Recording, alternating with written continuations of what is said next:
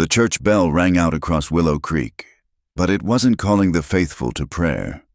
The harsh clang cut through the late summer heat like a blade, summoning every soul in the dusty frontier town to witness what passed for justice in these parts. The sun beat down mercilessly on the wooden platform hastily erected in the town square, where the scent of pine tar and sweat mingled with the ever-present smell of horse manure and dry earth. Clara Whitmore stood in the center of it all, iron shackles biting into her wrists, the heavy chains dragging at her shoulders. Her dark hair hung loose around her face, damp with perspiration, but her green eyes remained steady as she surveyed the crowd that had gathered to gawk at her downfall. She didn't weep, she didn't beg. She stood as straight as the chains would allow, her jaw set in defiance against the accusations that had brought her to this moment. Judge Harlan Morrison wiped his brow with a stained handkerchief, his black robes absorbing the heat like a curse. His voice carried across the square with the authority of a man who'd grown comfortable wielding power over desperate people. "Citizens of Willow Creek," he began, his words cutting through the murmur of the crowd. "We are gathered here to pass judgment on Clara Whitmore, accused of conspiracy with the notorious Blackwood Gang, outlaws who terrorized our territory for nigh on 3 years before meeting their rightful end." A woman near the front spat into the dust. "Traitor!" she called out, her voice shrill with righteous anger. Others picked up the cry, their voices rising like the buzz of angry hornets. Clara's fingers tightened into fists within the shackles, but her expression never wavered. She'd known this day would come from the moment she'd crawled out of that burning hideout, the only survivor of a raid that had claimed the lives of men she'd once called family, however twisted that family had been. "The defendant stands accused," Judge Morrison continued, raising his voice above the crowd, "of providing information to this gang of cutthroats, of participating in their unlawful activities, and of surviving their final confrontation under suspicious circumstances." The crowd pressed closer, their faces flushed with heat and indignation. Clara could smell their sweat, their hunger for spectacle, their need to see someone punished for the fear they'd lived with for so long. A man near the back called out something she couldn't quite hear, but the tone was clear enough. Others laughed, ugly, harsh sounds that scraped against her nerves. Furthermore, the judge proclaimed, consulting a paper that fluttered in the hot breeze, "Witnesses placed the defendant at the scene of no fewer than 7 robberies, including the theft of the Carson City Bank funds and the attack on the westbound stage that claimed the life of Reverend Thompson." That brought a fresh wave of angry shouts. Clara's throat tightened at the mention of the Reverend, a kind man who'd never harmed a soul, caught in the wrong place when everything went to hell. She hadn't pulled the trigger, but she'd been there. She'd been part of it all, even if her reasons were more complicated than these people could understand. The sun climbed higher, and the wooden platform beneath her feet seemed to radiate heat like a stovetop. Sweat trickled down her spine, but she refused to show weakness. Not here. Not in front of these people who saw her as nothing more than a story to tell their grandchildren about the day they witnessed frontier justice. A rock flew from somewhere in the crowd, striking the platform near her feet with a sharp crack. Then another, this one grazing her shoulder. The chains rattled as she shifted her stance, ready to dodge whatever came next. "The penalty for such crimes," Judge Morrison's voice rose above the growing chaos, "is death by hanging, to be carried out." "Hold on there, Judge!" The voice cut through the noise like a knife through butter. Quiet, but carrying enough authority to stop the crowd mid-breath. Clara's head snapped up, her eyes searching the sea of faces until she found him. He stood at the edge of the crowd, tall and lean, his brown hair catching the sunlight beneath the brim of a worn hat. His clothes were clean but simple, the kind a man wore when he worked with his hands but took pride in his appearance. There was something familiar about the set of his shoulders, the way he held himself with quiet confidence despite facing down an angry mob. The crowd parted reluctantly as he stepped forward, his boots ringing against the hard-packed earth. Clara's breath caught in her throat as recognition hit her like a physical blow. Samuel Hayes, The last man she'd expected to see, and perhaps the last man she wanted to see her like this. "State your business." "Sam," Judge Morrison said, his voice tight with irritation. "We're conducting official proceedings here." Samuel removed his hat, revealing the face Clara remembered all too well. Older now, lined with experience and what might have been regret, but still the same man who'd once promised to stand by her no matter what came their way. Before everything went wrong. Before the night he'd ridden away and left her to face the consequences alone. "I'm here to claim my wife," Samuel said, his voice steady and clear, carrying easily across the now silent square. The words hit the crowd like a thunderclap. Murmurs rippled through the assembled townspeople, confused and excited whispers that grew louder by the second. Clara felt her knees weaken, the chains suddenly feeling heavier than before. "Your wife?" Judge Morrison's eyebrows climbed toward his hairline. "Mr. Hayes, I have no record of any marriage between you and the defendant." Samuel reached into his vest pocket and withdrew a folded paper, yellowed with age. "We were married in Carson City, spring of '73. Got the certificate right here, if you'd care to examine it." Clara's mind reeled. Carson City, 1873. She remembered that town, remembered Samuel talking about wanting to settle down, about making an honest life together, but they'd never married. Had they? The memories of those days were blurred by everything that had happened since. The desperate choices, the compromises that had led her deeper into a world she'd never intended to enter. The judge examined the paper with the careful attention of a man who'd learned not to trust anything at face value. The crowd's murmur grew louder, uncertainty replacing their earlier bloodthirst. "Even if this is legitimate," Judge Morrison said finally, his voice sharp with suspicion, "it doesn't change the charges against her." "Actually, it does." Samuel's voice carried the quiet confidence of a man who'd done his homework. According to territorial law, Section 12 of the Domestic Relations Code, a wife cannot be compelled to testify against her husband, nor can she be held solely responsible for crimes committed in his presence or under his influence, since I was her husband during the period in question. And since I was present during several of the alleged incidents, the charges against her must be dismissed or transferred to me. Clara stared at him, her heart pounding so hard she was certain the entire town could hear it. He was lying. He had to be lying. They'd never married, and he certainly hadn't been present during her time with the Blackwood gang. But the way he said it, the absolute certainty in his voice, made her wonder if somehow, in some way, she'd forgotten. It might be true. Judge Morrison's face darkened. "That's a mighty convenient interpretation of the law, Mr. Hayes." "It's the law as written." Samuel replied calmly, "I'm sure you'll want to verify it with the territorial attorney, but I'm confident in my reading." The crowd was getting restless again, but their anger had shifted, become confused. Some looked disappointed that their entertainment might be ending, while others seemed intrigued by this unexpected turn of events. "Please," Samuel continued, stepping closer to the platform, his eyes fixed on Clara's face. "Let me take my wife home. Whatever she's done, whatever happened in the past, she's paid enough. Look at her. Does she look like a hardened criminal to you? Or does she look like a woman who got caught up in something bigger than herself and is trying to find her way back?" Clara wanted to speak, to deny his claims or demand answers, but her throat felt like it was full of sand. The way he looked at her, like she was worth saving, like she mattered, brought back memories she'd tried to bury, memories of a time when she'd believed in the possibility of a different life. Judge Morrison consulted his papers again, his face grim. The crowd waited. The only sounds the buzz of flies and the distant whinny of horses tied up along the main street. "Mr. Hayes," the judge said finally. "Even if I were to accept your claims about this marriage, the people of this town have a right to see justice done. Too much blood has been spilled, too much fear spread, for me to simply take your word that this woman is reformed. Then test us, Samuel said without hesitation.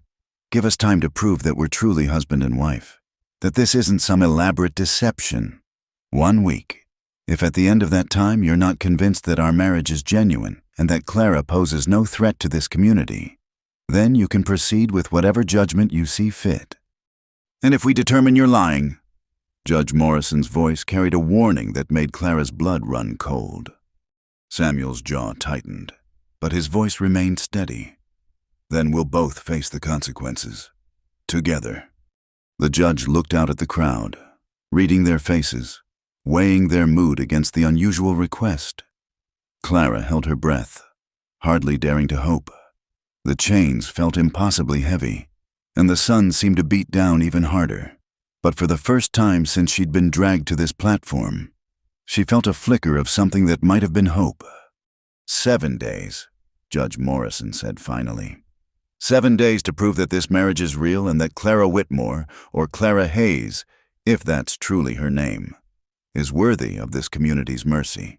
But understand this, both of you, if I find even a hint of deception, if I discover this is nothing more than an elaborate ruse to cheat justice, you'll both hang from the same rope. The crowd erupted in a mixture of disappointed groans and excited chatter. Some clearly felt cheated of their spectacle, while others seemed fascinated by the unexpected drama unfolding before them. Samuel nodded solemnly. Understood. Your Honor, thank you for your fairness. As the deputy moved forward to unlock Clara's shackles, she finally found her voice.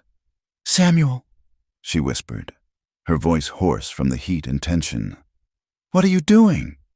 He looked at her with eyes that held secrets she couldn't read, but also something that might have been the shadow of the tenderness she'd once known. What I should have done a long time ago, he said quietly, so only she could hear. I'm not running away this time. The iron shackles fell away from Clara's wrists with a dull clank that seemed to echo across the suddenly quiet square.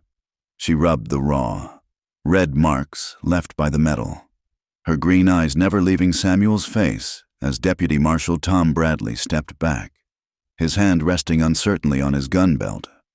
Judge Morrison descended from his makeshift bench, his black robes billowing in the hot breeze like the wings of some great, dark bird. His face bore the expression of a man who'd just agreed to something that might come back to haunt him, but who was too proud to back down now. Before this town accepts your word, Mr. Hayes, the judge said, his voice carrying the weight of authority and suspicion in equal measure. I'll need more than an old marriage certificate and your say-so. Samuel nodded, as if he'd expected this. What would you have me do, Your Honor? Mrs. Abernathy, Judge Morrison called out to a stern-faced woman in the crowd. Her gray hair pulled back so tightly, it seemed to stretch the skin around her eyes. You've been married to Jeremiah for nigh on 30 years. Would you say you know what a real marriage looks like? Martha Abernathy stepped forward, her sharp gaze moving between Samuel and Clara like a hawk studying field mice. I reckon I do. Judge, been watching folks pretend to be happy together long enough to spot the real thing. Good. You'll be one of our observers. Pastor Williams, you'll be another. A thin man with graying whiskers and kind eyes emerged from the crowd, his worn Bible clutched in his weathered hands. Of course, Judge Morrison, though I must say, I've always believed in the power of redemption. Your beliefs ain't on trial here, Pastor. Judge Morrison cut him off. Your eyes are what matter, Mrs. Henderson. You'll round out our little committee. Eleanor Henderson, the banker's wife, pursed her lips as if she'd tasted something sour. Her blue silk dress, far too fine for a frontier town, marked her as someone who considered herself above the common rabble. I suppose someone has to ensure proper standards are maintained. Clara felt heat rise in her cheeks that had nothing to do with the sun. 3 pairs of eyes, all belonging to people who'd already decided she was guilty of something, would be watching her every move for the next week, looking for any slip, any sign that this was all an elaborate charade. Now then, Judge Morrison continued, pulling out his pocket watch and checking the time with deliberate ceremony. "Let's establish some ground rules. You two will live as man and wife in full view of this community. You'll attend church services, take meals together, conduct yourselves as any respectable married couple would. Mrs. Abernathy, Mrs. Henderson, and Pastor Williams will observe your interactions and report back to me." "What exactly are they looking for?" Samuel asked, his voice carefully neutral. "Mrs. Henderson spoke up, her tone crisp as winter air. "The little things that can't be faked. Mr. Hayes, the way a husband looks at his wife when he thinks no one is watching. How comfortable they are in each other's presence. Whether they know each other's habits, preferences, fears." She paused, her gaze sharpening. "The kinds of intimacies that only come from years of true companionship." Clara's stomach knotted. She and Samuel had been close once, closer than she'd ever been with anyone before or since. But that was years ago, before the Blackwood gang, before everything went wrong, before the night he'd ridden away and left her to face Jake Blackwood's wrath alone. How much of what they'd once shared could they resurrect for this performance? And how much of it had been real to begin with? "Where will they be staying?" Martha Abernathy asked, her practical nature asserting itself. "Can't very well observe their domestic arrangements if they're camping under the stars." Judge Morrison scratched his beard thoughtfully. "The old Hendricks place has been empty since they moved back east. It's furnished, more or less. That should do." Clara knew the house, a small, weathered structure at the edge of town, where old Henrik Hendricks had lived with his wife until consumption took her 2 winters back. It wasn't much, but it was better than a jail cell, which was where she'd expected to spend her final days. "One more thing," the judge added, his voice taking on a warning tone. "This arrangement extends only to the boundaries of Willow Creek. Either one of you tries to leave town during these 7 days, and the deal is off. Clara hangs, and Samuel joins her for obstruction of justice." Pastor Williams shifted uncomfortably. "Judge, surely that's a bit extreme." "Pastor, this woman rode with outlaws who terrorized decent folk from here to the Colorado border. 3 men are dead because of the Blackwood gang's last raid, including a man of God. If Mr. Hayes wants to stake his life on her innocence, that's his choice.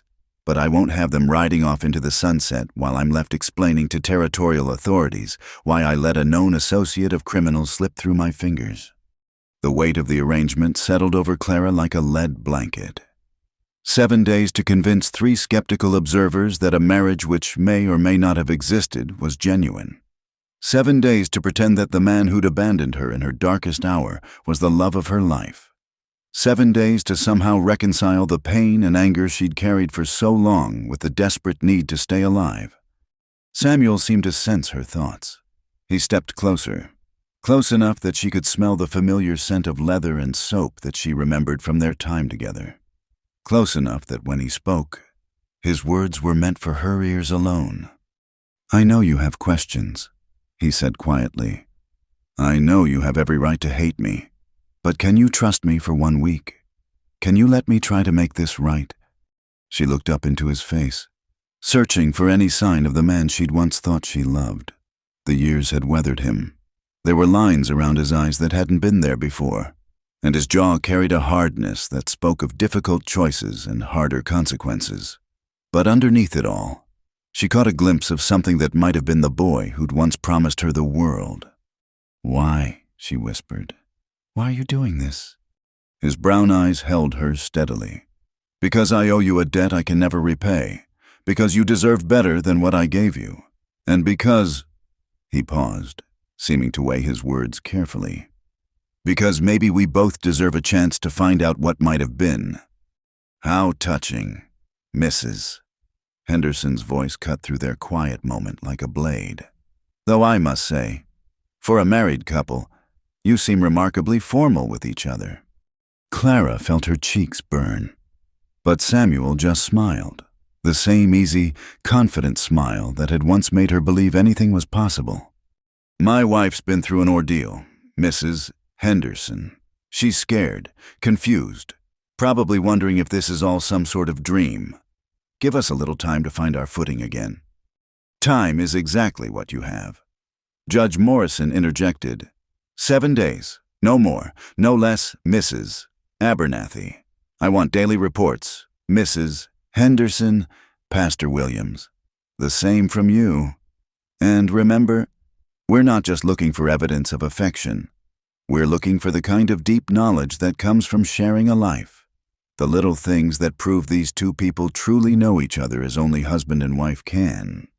The crowd began to disperse, though many lingered, clearly hoping for more drama. Clara noticed how some of the women whispered to each other behind their hands, their eyes sharp with curiosity and judgment. The men seemed divided between those who looked at her with suspicion and those who seemed more interested in the spectacle than the outcome. Deputy Bradley approached with a set of keys that jangled softly in his calloused hand. "These'll get you into the Hendricks place. Mrs. Hendricks left most of her things when they moved out. Figured it was too painful to pack up memories. You'll find what you need there." Samuel took the keys with a nod of thanks. "Much obliged, Tom." As they began walking toward the edge of town, Clara became acutely aware of every step, every breath, every small movement. She could feel eyes on them from every window, every doorway. The 3 official observers followed at a discreet distance, their attention focused on the smallest details of how she and Samuel moved together. The silence between them stretched taut as a bowstring. There was so much to say, so many questions that needed answers. But not here, not with half the town watching their every gesture for signs of deception. Samuel seemed to understand. He offered her his arm, a gesture both gentlemanly and calculated to appear natural to their observers. His touch was warm through the fabric of her sleeve, and for a moment, she allowed herself to remember what it had felt like to walk beside him when the future had seemed full of promise instead of shadows. "Tell me about the house," she said, partly to break the silence and partly because she genuinely wanted to know what awaited them. "Small but comfortable," Samuel replied, his voice carrying easily in the still air. 2 rooms, a good stone fireplace, a well that never runs dry. Henrik built it for love, and it shows in every board and nail. "Built for love," Clara repeated softly. How appropriate. If Samuel caught the irony in her tone, he didn't show it. Instead, he continued describing the practical details. The vegetable garden that had gone wild, the chicken coop that would need repair, the stable that could house 2 horses if needed. They reached the house just as the sun began its descent toward the western mountains. It was smaller than Clara had remembered, with a covered porch that wrapped around 2 sides and windows that caught the golden light like sleepy eyes. The garden was indeed overgrown, but she could see the bones of what had once been a well-tended space. Samuel unlocked the door and stepped aside to let her enter first. The interior was dim and cool, a welcome relief from the heat outside. Dust motes danced in the shafts of sunlight that slanted through the windows, and everything smelled of disuse and fading memories.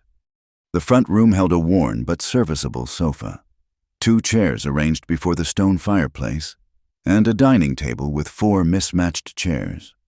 Through an open doorway, Clara could see into the bedroom, a double bed covered with a quilt that had faded to soft pastels, a washstand, and a wardrobe that stood slightly ajar. "It's not much," Samuel said, setting the keys on the table with a soft clink. "It's more than I expected to have an hour ago," Clara replied, running her finger along the dusty surface of the mantelpiece. They stood there in the gathering gloom. 2 people who'd once known each other intimately, now awkward as strangers. The weight of the next 7 days pressed down on them both, along with the unspoken knowledge that 3 pairs of critical eyes would be watching their every interaction. "Clara," Samuel began, then stopped, seeming to struggle with how to continue. "Don't," she said quickly. "Not yet. We can't hash out everything that happened in the past while we're being watched like specimens in a jar. Whatever this is, whatever you're trying to do, we need to focus on surviving the next week first." He nodded slowly. "You're right, but Clara, I need you to know." "I said not yet." Her voice was sharper than she'd intended, but the hurt was too fresh, too raw, despite the years that had passed. Samuel held up his hands in surrender. All right, what do you need? What would make this easier? Clara looked around the small house that would be their stage for the next 7 days. I need to understand what we're pretending to be. If we're going to convince them we're truly married, we need to get our story straight. When did we supposedly marry? How long were we together before the trouble started? What would you know about me that a husband would know? Samuel pulled out one of the dining chairs and sat down heavily, suddenly looking older than his years. The marriage certificate I showed the judge. It's real. Clara, we were married in Carson City, spring of 1873, by Justice of the Peace William Morrison. No relation to Judge Morrison here. You wore a blue dress with little white flowers, and you carried wildflowers instead of store-bought blooms because you said they smelled like freedom. Clara stared at him, her heart hammering against her ribs. That's impossible. I would remember getting married. You were running a fever, Samuel said quietly. You'd been shot during that business in Silver Creek, remember? The wound was infected, and you were delirious for days. When you started talking about wanting to be respectable, wanting to have a real name and a real life, I thought if we made it legal, it might help you fight harder to live. The memory came back in fragments. The burning pain in her shoulder. The taste of bitter medicine. Samuel's face swimming in and out of focus as fever dreams mixed with waking moments. She remembered talking, rambling about impossible dreams and foolish hopes. But married? How could she have forgotten something so important? The fever broke 2 days later. Samuel continued. By then, you seemed different, harder, like you'd made up your mind about something. When I tried to talk to you about what we'd done, you looked at me like I was speaking a foreign language. So I thought maybe it was better if you didn't remember. Maybe it would be easier for both of us if we just pretended it never happened. Clara sank into the chair across from him, her legs suddenly too weak to support her. And then Jake Blackwood showed up with his offer, and everything went to hell. Outside, the sound of approaching footsteps on the porch announced the arrival of their first official visitors. Samuel and Clara looked at each other across the small table. Two people bound together by a past they barely understood, and a future that hung by the thinnest of threads. Mrs. Hayes? Martha Abernathy's voice called from outside. We've brought some supper. Thought you might be hungry after such a long day. Samuel reached across the table and took Clara's hand in his. His touch was warm, familiar despite everything that had happened between them. Can you do this? He asked quietly. Clara looked into his eyes and saw not the man who'd abandoned her, but the man who'd just risked his life to save hers. Whatever his reasons, whatever debts he thought he owed, he was here now. That had to count for something. She squeezed his hand gently. We'll find out together. The first light of dawn crept through the dusty windows of the Hendricks house, casting long shadows across the worn wooden floors. Clara had spent most of the night sitting in one of the chairs by the cold fireplace, wrapped in a moth-eaten blanket she'd found in the wardrobe. Sleep had been impossible, not just because of the circumstances, but because every creak of the old house, every settling timber, reminded her how precarious her situation truly was. Samuel emerged from the bedroom looking as though he'd slept no better than she had. His hair was mussed, his shirt wrinkled, and there were dark circles under his brown eyes that spoke of a night spent staring at the ceiling. He'd insisted she take the bed while he made do with the sofa, a gesture that was both gentlemanly and practical. Their observers would expect such consideration from a devoted husband. Morning, he said quietly, his voice rough with fatigue. Morning, she replied, though the word felt strange on her tongue. How many mornings had she imagined waking up beside this man? How many dreams had she buried when he rode away and left her to face Jake Blackwood's fury alone? Samuel moved to the window and peered through the faded curtains. We've got company already. Mrs. Abernathy's hanging laundry across the way, and I can see Pastor Williams tending his garden. They're not even trying to be subtle about watching us. Clara rose from her chair, her muscles stiff from the uncomfortable night. Then we'd better give them something worth watching. She joined him at the window, standing close enough that anyone observing would see a wife seeking comfort in her husband's presence. The nearness of him brought back memories she'd tried to suppress, the way he smelled of leather and something indefinably masculine, the way his presence had once made her feel safe in an unsafe world. "What's our plan for today?" she asked, keeping her voice low, though she doubted their observers could hear through the walls. Samuel was quiet for a moment, his gaze fixed on something beyond the window. "I noticed the garden's gone wild. Might be good to start there. Give us something to do with our hands while we talk, and it'll show the town we're planning to stay, to make a life here." Clara followed his gaze to what had once been Henrik Hendrick's pride and joy. The vegetable plot was now a tangle of weeds and volunteer plants, though she could make out the ghostly outlines of carefully planned rows. Tomato vines had grown into wild, ungovernable tangles, and what might once have been a neat herb garden had become a miniature wilderness. "I'll need tools," she said, "and seeds, if we're going to replant anything worthwhile." "There's a shed out back." Henrik was too practical a man to leave without basic implements. Samuel turned from the window to face her.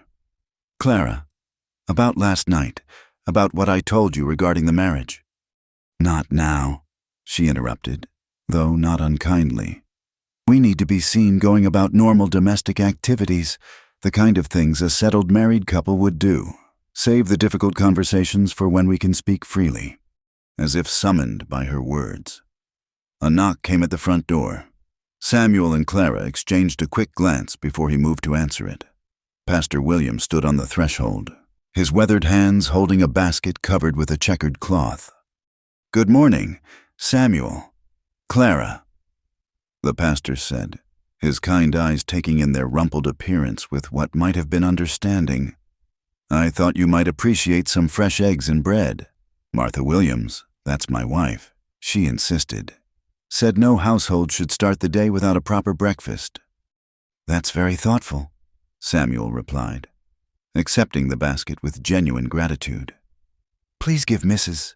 Williams our thanks." Pastor Williams nodded, but didn't immediately leave. His gaze moved between them with the practiced eye of a man who'd counseled countless couples through difficult times. "Marriage is a sacred bond," he said quietly. "But it's also work, daily work, requiring patience and forgiveness from both parties. If you ever need someone to talk to, someone who understands the challenges." "We appreciate that, Pastor," Clara said, stepping closer to Samuel and slipping her arm through his. The gesture felt both natural and strange, muscle memory fighting against years of hurt and mistrust. "We're just relearning how to be together after so much time apart." The pastor's expression softened. Separation can be one of marriage's greatest trials, but it can also make two people appreciate what they have when they're reunited. He touched the brim of his hat. "I'll leave you to your morning, but remember, my door is always open." After he left, Samuel and Clara stood in the doorway for a moment, watching as the pastor made his way back down the dusty street. Mrs. Abernathy was indeed hanging laundry, but her attention was clearly focused on their house rather than her task. Across the way, Eleanor Henderson could be seen through her parlor window, a teacup in her hands and her sharp gaze fixed in their direction. "We're quite the entertainment," Clara observed dryly. "Let's give them something worthwhile to report." Samuel replied, "Come on, let's see what we can salvage from that garden." The shed behind the house proved to be a treasure trove of gardening implements, all carefully maintained despite years of disuse. Henrik Hendricks had been a methodical man, and his tools showed the care of someone who understood that good equipment, properly tended, could last a lifetime. Samuel selected a hoe and a spade, while Clara found a pair of pruning shears and a small hand rake. Working in the garden provided a welcome focus for their nervous energy. The physical labor felt good after the tension of the previous day, and the simple act of clearing weeds and dead growth gave them something to concentrate on besides the weight of observation. Clara found herself falling into a rhythm, cutting away dead tomato vines and clearing space around plants that might still produce fruit. "You always did have a way with growing things," Samuel said after they'd worked in silence for nearly an hour. He was attacking a particularly stubborn patch of weeds with methodical determination, sweat already beading on his forehead despite the early hour. Clara paused in her pruning to look at him. "You remember that?" "I remember a lot of things. Clara, that little patch behind the boarding house in Silver Creek.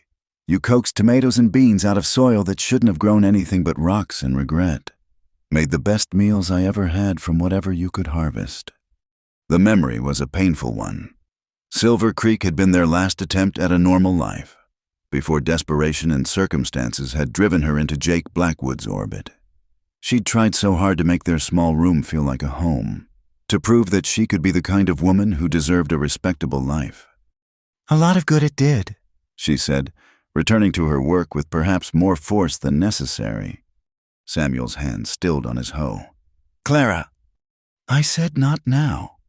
Her voice was sharper than she'd intended, and she saw misses. Abernathy's head turned in their direction with interest. Clara forced herself to soften her tone. "We can't afford to air our private business where half the town can watch." But Samuel wasn't deterred. He moved closer, close enough that his voice wouldn't carry beyond the garden. "Some things can't wait forever. Some debts need acknowledging." "Debts?" Clara's green eyes flashed with anger she'd kept buried for years. "Is that what this is about? Some misguided notion that you owe me something? Don't I?" Samuel's brown eyes held hers steadily. "Don't I owe you an explanation for why I rode away? Don't I owe you the truth about why I left you to face Jake Blackwood alone?" The mention of Jake's name hit Clara like a physical blow. She'd worked so hard to bury those memories, to forget the night when everything changed, when the man she'd trusted, the man she'd apparently married, though fever had stolen that memory from her, had chosen his own safety over hers. "You owe me nothing," she said quietly, her voice thick with old pain. "You made your choice that night, just like I made mine when I threw in with Jake's gang." "You think I had a choice?" Samuel's laugh was bitter, hollow. "Clara, they would have killed me. Jake made that clear when he said he wanted to talk to you alone. He wanted me gone, and he wasn't particularly concerned with whether I left vertical or horizontal." Clara's hands tightened on the pruning shears. "So you ran?" "I rode for help. There's a difference." She turned to stare at him, searching his face for any sign of deception. "Help?" "I went to Carson City, to the territorial marshal, told him everything I knew about Jake's operation, about the planned raids, about the hideout in Devil's Canyon. I thought if I could bring back the law, we could end it all properly." The words hit Clara like stones, each one shattering a piece of the narrative she'd built around that terrible night. She'd spent years believing that Samuel had abandoned her, that he'd valued his own life more than her safety. But if what he was saying was true, by the time I got back with a posse, the hideout was a smoking ruin and you were gone. Samuel continued, his voice heavy with old regret. "Jake's boys told everyone you'd betrayed them, sold them out to the law. But I knew better. I knew Jake was the kind of man who'd sacrifice his own mother if it served his purposes." Clara felt dizzy. The morning sun suddenly too bright, too hot.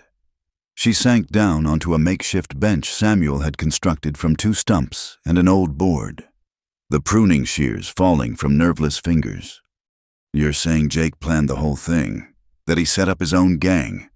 Samuel knelt beside her, his work-roughened hands gentle as he took hers. "I'm saying Jake Blackwood was a lot of things, but stupid wasn't one of them. He knew the law was closing in, and he needed someone to take the blame. You were convenient, an outsider, someone who joined up late, someone the others never fully trusted." The pieces began falling into place in Clara's mind. Jake's insistence that she accompany him that night, away from the others. His strange mood, almost jovial, as if he knew something she didn't. The way he'd positioned her near the entrance to the hideout, where she'd be the first one seen by any approaching lawmen. "He left me there to die," she whispered. "Or to be captured and hanged for his crimes," Samuel agreed grimly. "But you're tougher than he gave you credit for. You survived when lesser people would have perished." Clara looked down at their joined hands, trying to process everything Samuel had told her. If it was true, and something deep in her bones recognized the truth of it, then she'd spent years hating him for something he'd never done, years believing herself abandoned when he'd actually been trying to save her. "Why didn't you tell me this before?" she asked. "When they brought me back to town, when I was arrested. Why didn't you come forward then?" Samuel's jaw tightened. "Because I'd been looking for you for 3 years. Clara, 3 years of following cold trails and chasing rumors. When I finally found you, you were already here, already condemned. I had maybe an hour to come up with a plan that might save your life." A sound from the house next door drew their attention. Mrs. Abernathy had abandoned all pretense of hanging laundry and was now openly staring at them, her sharp eyes taking in every detail of their intimate conversation. Clara realized they'd been sitting closer than strangers would, their heads bent together in the way of people sharing secrets. "We should get back to work," she said quietly, though she made no move to pull her hands away from Samuel's. "They're watching." "Let them watch," Samuel replied. But he released her hands and stood, offering her his arm to help her up. A man's entitled to have a private conversation with his wife. As they returned to their gardening, Clara found herself stealing glances at Samuel when she thought he wasn't looking. This man who'd just told her a story that changed everything she thought she knew about the worst night of her life. This man who'd risked his own neck to save hers, not once but twice, first by writing for help all those years ago, and again yesterday by claiming her as his wife. The work went easier now, though whether it was because they'd cleared away some of the emotional underbrush along with the physical weeds, Clara couldn't say. They moved around each other with an ease that surprised her, falling into patterns that felt familiar despite the years apart. When she needed something moved, Samuel was there to lift it. When he needed a tool, she handed it to him without being asked. By midday, they'd managed to clear a significant portion of the garden and had even discovered several volunteer plants that showed promise. Tomatoes that had seeded themselves, herbs that had survived the winter, bean plants that wound through the weeds with stubborn determination. "It's not hopeless," Clara said, surveying their work as they paused for water from the well. "With some care, this could actually produce food again." "Most things aren't hopeless," Samuel replied, though his eyes were on her face rather than the garden. "They just need someone willing to do the work." The words hung between them, heavy with meaning that had nothing to do with gardening and everything to do with the fragile thing growing between them. Too tender to name, too precious to ignore. From the direction of town came the sound of approaching footsteps and voices. Pastor Williams was returning, this time accompanied by his wife, Martha, a plump, cheerful woman with graying hair and kind eyes. Behind them walked Eleanor Henderson, her silk dress already showing dust from the unpaved street. "Good afternoon," Pastor Williams called out as they approached. Martha wanted to meet Mrs. Hayes properly, and Mrs. Henderson thought it might be nice to welcome you both to the community. Clara wiped her hands on her skirt and smoothed her hair, aware that she probably looked like exactly what she was, a woman who'd spent the morning working in the dirt. But Martha Williams's smile was warm and genuine as she approached. "My dear," Martha said, taking Clara's hands in her own without any apparent concern for the dirt. "You look like you could use a good meal and some friendly company. Why don't you both come to supper tonight? Nothing fancy, just pot roast and vegetables. But there's always room for 2 more at our table." Clara looked to Samuel, unsure how to respond. This was exactly the kind of social situation they needed to navigate successfully, but it also meant hours of pretending, of maintaining their careful facade under the watchful eyes of people who were looking for any crack in their story. "That's very kind of you, Mrs. Williams," Samuel said when Clara hesitated. "We'd be honored to accept." Eleanor Henderson stepped forward, her sharp gaze taking in the cleared garden with what might have been approval.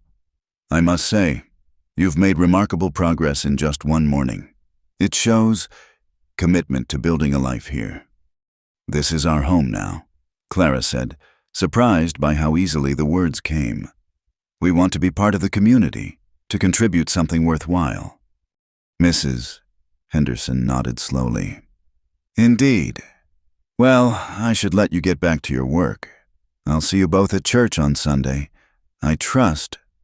It wasn't really a question, and Clara felt the weight of another test, another opportunity to prove their legitimacy as a married couple. "Of course," she replied. "We wouldn't miss it." As their visitors departed, Clara and Samuel returned to their work, but the easy rhythm they'd found earlier had been broken by the reminder of how carefully they were being watched, how much depended on their ability to convince others of something they weren't even sure was real themselves. The afternoon sun beat down mercilessly as they continued clearing the garden, but Clara found herself thinking not about the heat or the work, or even the observers who tracked their every move. Instead, she found herself thinking about the man working beside her, about the story he'd told her that morning, and about the possibility that sometimes, even in the worst circumstances, people could find their way back to each other. As evening approached and they prepared to wash up for dinner at the Williams house, Clara caught sight of herself in the cracked mirror above the washstand. Her face was flushed from sun and work. Her hair escaped from its pins in ways that would have horrified Eleanor Henderson. But her eyes held something they hadn't held in years. Hope. It was a dangerous thing to carry. Hope. It made you vulnerable, made you believe in possibilities that might not exist. But as she smoothed her hair and prepared to face another evening of careful performance, Clara couldn't quite bring herself to let it go. The Williams' parlor smelled of beeswax and lavender, with undertones of the pot roast that had been simmering all afternoon. Clara smoothed her skirt for the third time as she and Samuel waited in the front room, surrounded by the careful domesticity that spoke of a long, happy marriage. Daguerreotypes lined the mantelpiece, family portraits spanning decades, the faces growing older and more weathered with each passing year, but the love between Pastor Williams and his wife remaining constant as a North Star. Martha Williams bustled in from the kitchen, wiping her hands on her apron. She was a woman built for comfort rather than fashion, with soft curves and laugh lines that spoke of a life well lived. Her graying hair was pinned back neatly, and her brown eyes held the warmth of someone who'd spent decades offering solace to troubled souls. "Now then," she said, settling into her favorite chair with a small sigh of contentment. "I want to hear all about how you two lovebirds found your way back to each other. Pastor Williams told me you'd been separated for some time." Clara felt Samuel's hand find hers on the worn velvet sofa, his fingers intertwining with hers in a gesture that felt both calculated and surprisingly natural. They'd discussed this during their walk over. How much truth to mix with the necessary fiction, how to navigate the dangerous waters of well-meaning curiosity.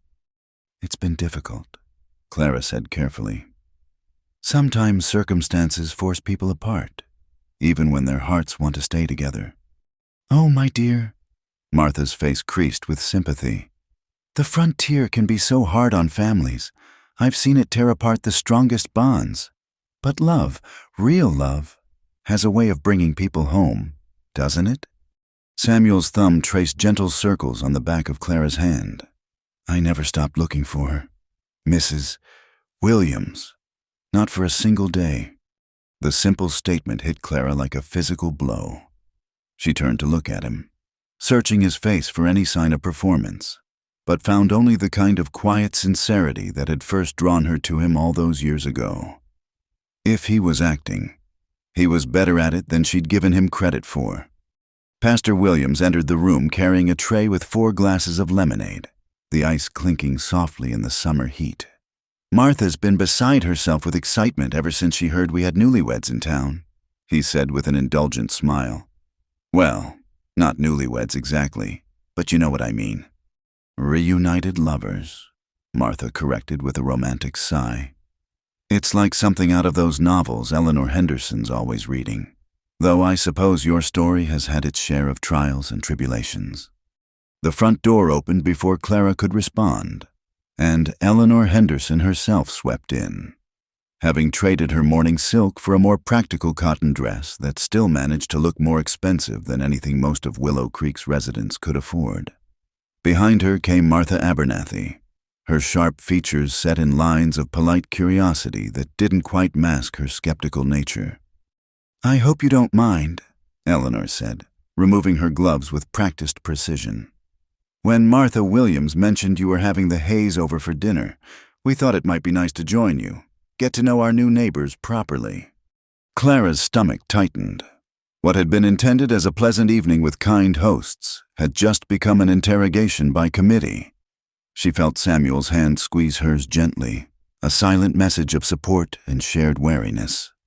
"Of course," Martha Williams said, though Clara caught a flicker of annoyance in her eyes. "The more the merrier. I'll just set 2 more places." As their hostess bustled out to adjust the table settings, an uncomfortable silence settled over the room. Eleanor Henderson arranged herself in a chair with the precision of a general choosing a battlefield position, her pale blue eyes fixed on Clara and Samuel with undisguised assessment. Martha Abernathy remained standing, her work-roughened hands clasped in front of her as she studied the couple with the calculating gaze of someone who'd learned not to trust first impressions. "So," Eleanor said, her voice carrying the crisp authority of someone accustomed to directing conversations, "I understand you were married in Carson City. What brought you there?" Samuel leaned back slightly, his arm coming to rest along the back of the sofa behind Clara's shoulders. The gesture appeared casual, but she could feel the tension in his muscles. "Work," he said simply. "I was hauling freight between the mining camps and the settlements. Clara was recovering from an illness." "What sort of illness?" Martha Abernathy asked, her tone sharp with professional interest. As the closest thing Willow Creek had to a doctor's wife, her late husband had been the town's physician.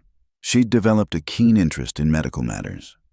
Clara felt heat rise in her cheeks. The fewer details they offered about her supposed illness, the better. But complete evasion would only raise more suspicions. "Fever," she said quietly, "from a wound that wouldn't heal properly." "A wound?" Eleanor's eyebrows climbed toward her carefully arranged hair. "How did you come to be wounded, my dear?" The question hung in the air like smoke from a green fire. Clara could feel all 3 women waiting for her answer, could sense the trap being laid with feminine precision. Any explanation she gave would lead to more questions, more opportunities for their story to unravel. "Riding accident," Samuel said smoothly before Clara could respond. "Horse threw her onto some rocks near Silver Creek.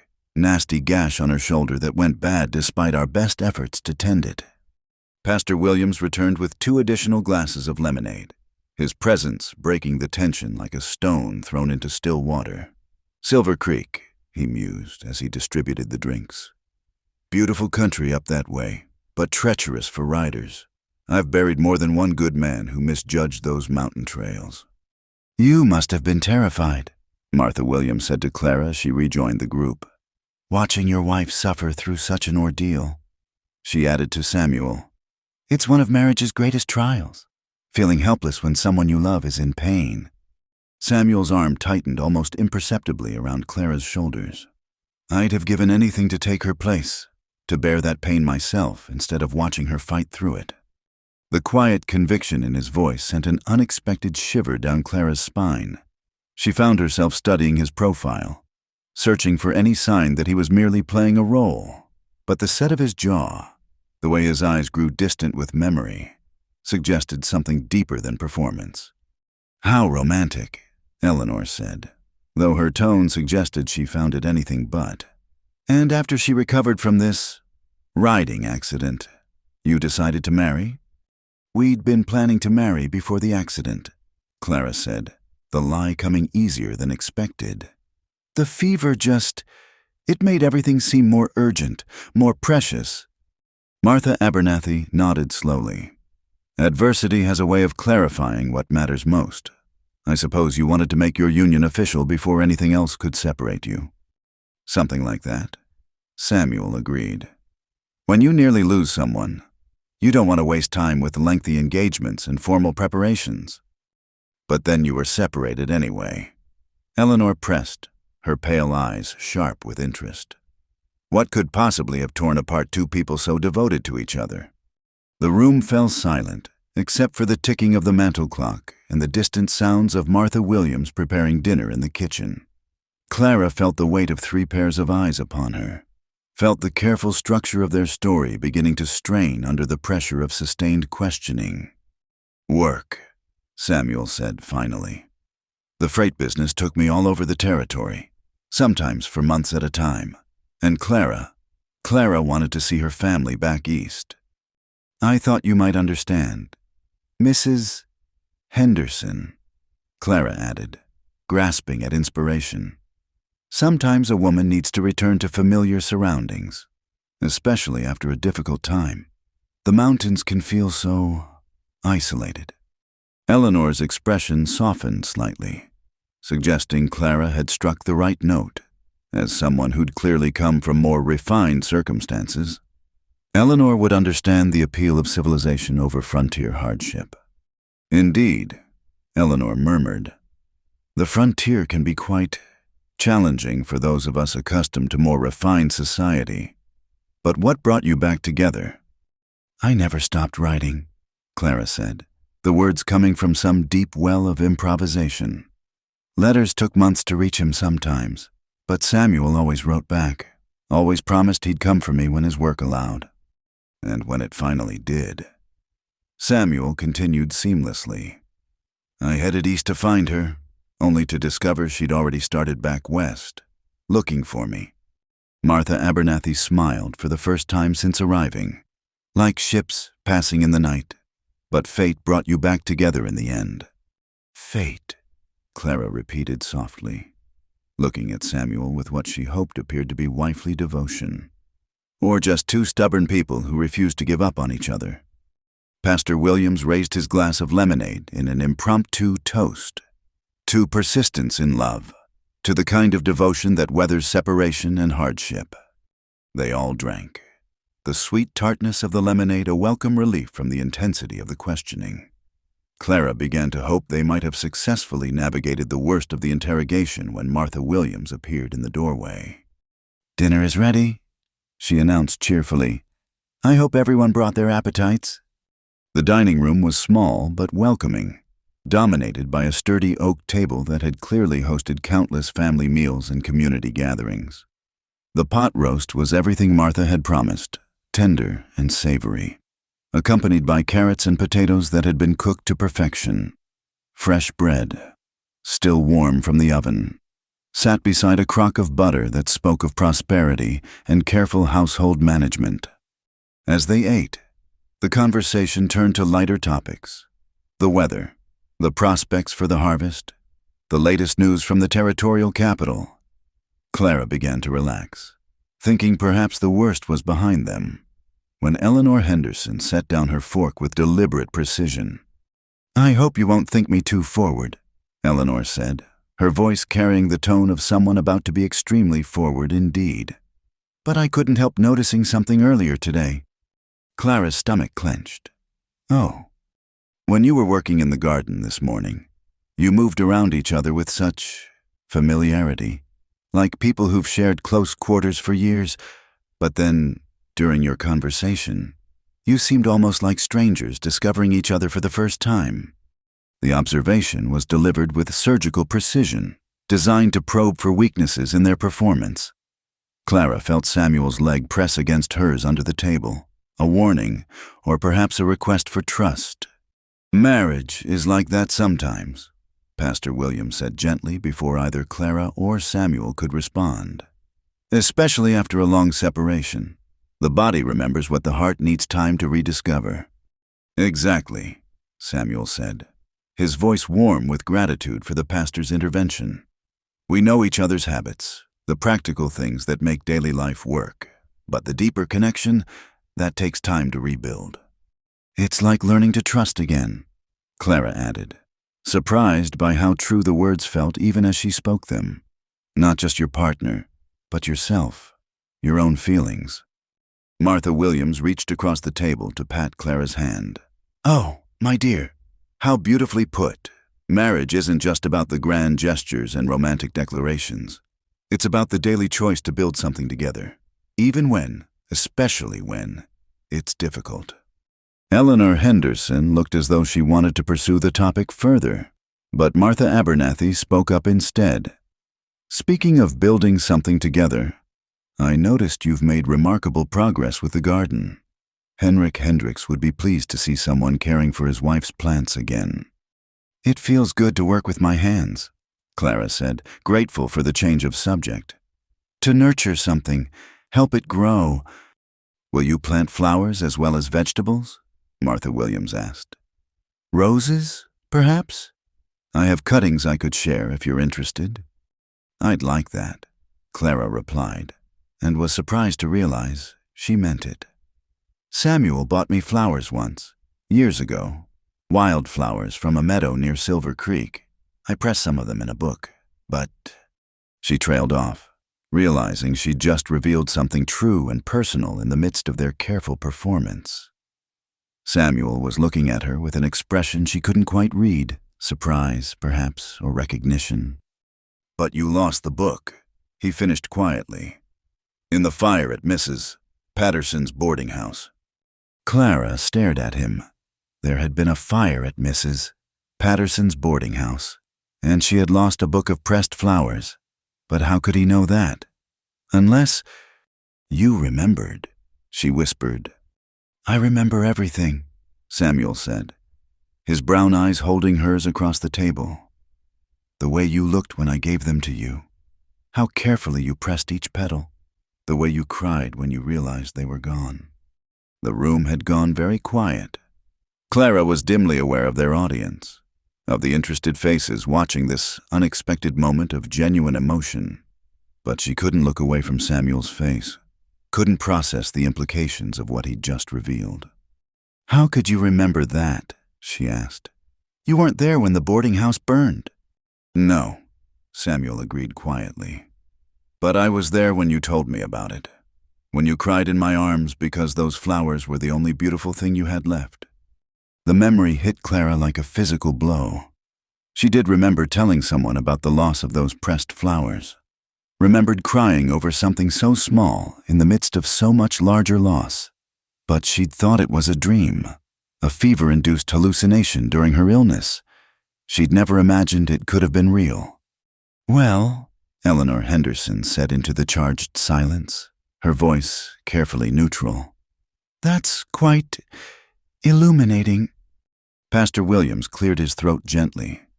Perhaps we should move to the parlor for coffee. Martha makes the best coffee in 3 counties. As they rose from the table, Clara felt unsteady on her feet.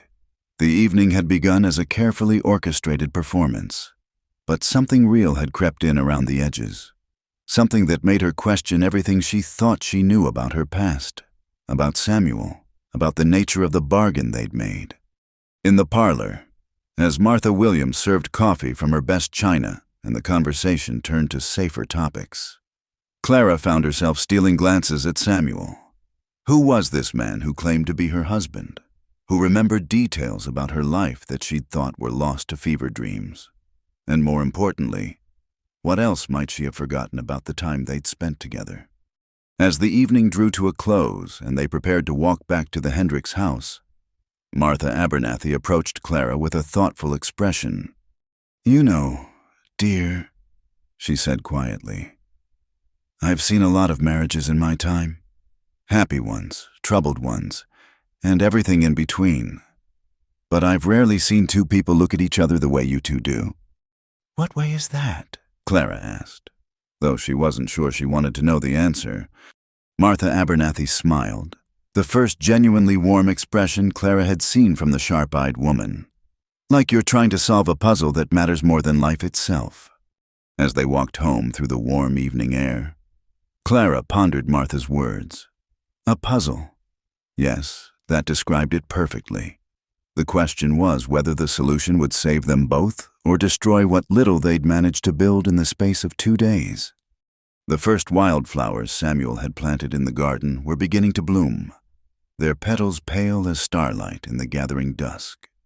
Clara touched one gently as they passed, remembering the pressed flowers she'd lost, remembering the tears she'd shed over their destruction, remembering, perhaps, that she wasn't the only one who had carried the weight of loss through all these years. The old oak tree stood at the edge of Willow Creek like a monument to endurance, its massive trunk scarred by lightning and time, its branches spread wide enough to shelter half the town beneath their canopy. Clara had passed it countless times during her few days in town, but she'd never stopped to truly look at it until now. Never noticed the way the bark had grown around the iron ring that had been driven into its trunk decades ago. Never wanted to think about what that ring had been used for. Seems fitting somehow, Samuel said quietly beside her. He stood with his hat in his hands, his Sunday clothes making him look younger somehow, more like the man she remembered from before everything went wrong. Standing here under the hanging tree to speak our vows. Pastor Williams approached through the morning mist, his Bible tucked under one arm and a small bouquet of wildflowers in his hand. Behind him came Martha Williams, her face glowing with the kind of joy that only came from witnessing true love, or what she believed to be true love. The rest of their small gathering followed at a respectful distance. Eleanor Henderson in her finest dress, Martha Abernathy looking skeptical but curious, and a handful of other townspeople who'd risen early to witness this unusual ceremony. Judge Morrison stood apart from the others, his black robes replaced by a simple dark suit that made him look less like an instrument of frontier justice and more like what he'd been before taking the bench, a failed lawyer from back east who'd come west seeking his fortune and found only responsibility instead. His presence served as a reminder that this wasn't just a romantic gesture, but a legal necessity. Without this ceremony, their marriage certificate from Carson City might not be enough to satisfy the territorial authorities. "Are you ready for this?" Samuel asked, his voice low enough that only Clara could hear. She looked at him, really looked at him, taking in the way the morning light caught the gold flecks in his brown eyes, the careful way he'd shaved despite the early hour, the nervous energy that radiated from him like heat from a forge. "I don't know," she answered honestly. "Are we doing this for them? Or for us?" "Does it matter?" Samuel's fingers found hers, intertwining gently. Maybe the why is less important than the doing. Pastor Williams cleared his throat softly, drawing their attention. "Friends," he began, his voice carrying easily in the still morning air. "We gather here under God's sky to witness the renewal of vows between Samuel Hayes and Clara. Hayes," he paused, seeming to recognize the weight of that surname, the way it transformed her from defendant to wife with a single word. "Marriage," the pastor continued, "is not merely a legal contract. Though it is that, it is not merely a romantic ideal, though it contains that as well. Marriage is a covenant, a promise made not just between two people, but between those people and their community, their faith, and their God." Clara felt the words wash over her like water over stones, wearing away some of the hardness she'd built up around her heart. She'd never expected to be married, not really married, not like this, with witnesses and flowers and words that carried the weight of genuine intention. The women she'd known in her previous life, the wives and daughters of outlaws and drifters, they'd made their arrangements in saloons and boarding houses, quick ceremonies that meant little and lasted less. "Samuel," Pastor Williams said, turning to address him directly, "do you take Clara to be your lawful wedded wife, to have and to hold, in sickness and in health, for richer or poorer, for better or worse, until death do you part?" Samuel's hand tightened on Clara's. When he spoke, his voice was steady, clear, meant to carry to every ear present. "I do, but more than that, Pastor Williams, I promise to protect her as I should have done before. I promise to stand by her when the world stands against her. I promise to be the man she deserves, not the coward I was." A murmur rippled through the small crowd. This wasn't the standard response they'd expected, and Clara felt her cheeks burn as she realized Samuel was making this ceremony mean something beyond their desperate charade. He was using these public vows to acknowledge privately between them, and yet, before witnesses, the failures and regrets that had brought them to this moment.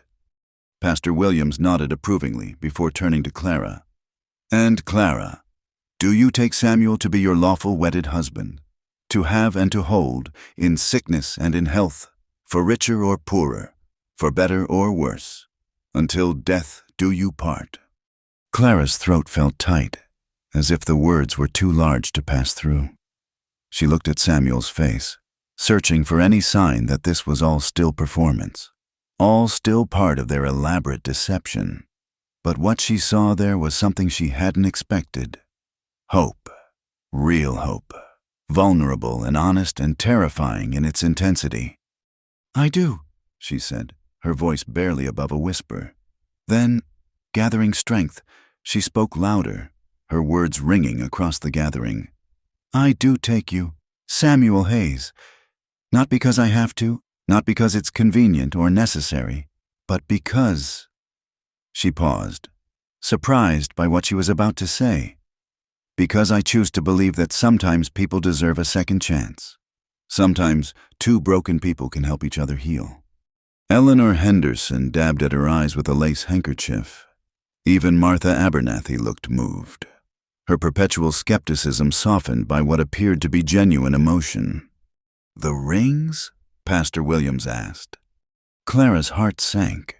They hadn't thought about rings, hadn't planned for this level of formality.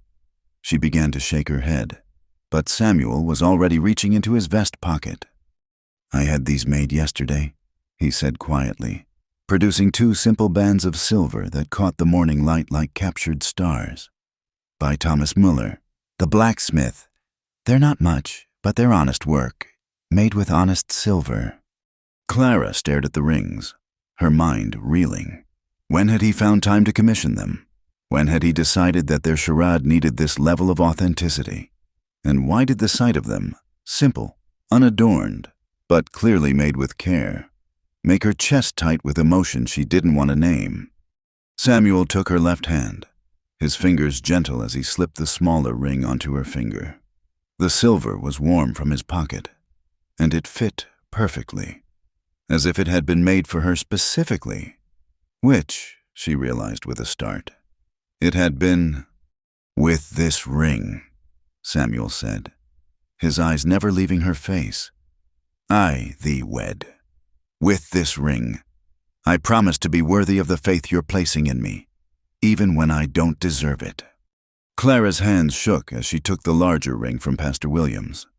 Samuel's hand was steady as she slipped the band onto his finger, but she could feel the tension in him, the way he held himself as if braced for rejection. "With this ring," she said, her voice growing stronger with each word. "I thee wed. With this ring, I promise to try to forgive, to try to trust, to try to believe that we can be better together than we were apart." Pastor Williams smiled, the expression transforming his weathered features.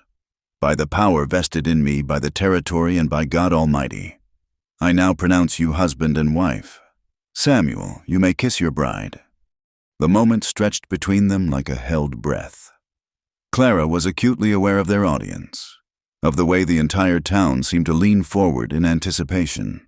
But more than that, she was aware of Samuel, of the way he looked at her as if she were something precious and fragile, something that might disappear if he moved too quickly.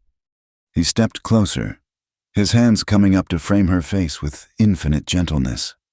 "Clara," he whispered, his voice so low only she could hear, "I need you to know, whatever happens next, whatever comes after this week is over, I meant every word." Before she could respond, his lips touched hers. It was meant to be a simple kiss, a public seal on their public vows. But the moment their lips met, something shifted, something deeper than performance or necessity. Clara found herself kissing him back, her hands fisting in the fabric of his jacket, her heart hammering against her ribs as memories and possibilities crashed together in her mind. When they finally broke apart, the gathered crowd erupted in applause and cheers. Martha Williams was crying openly now, and even Judge Morrison looked pleased with the proceedings. But Clara barely noticed their audience.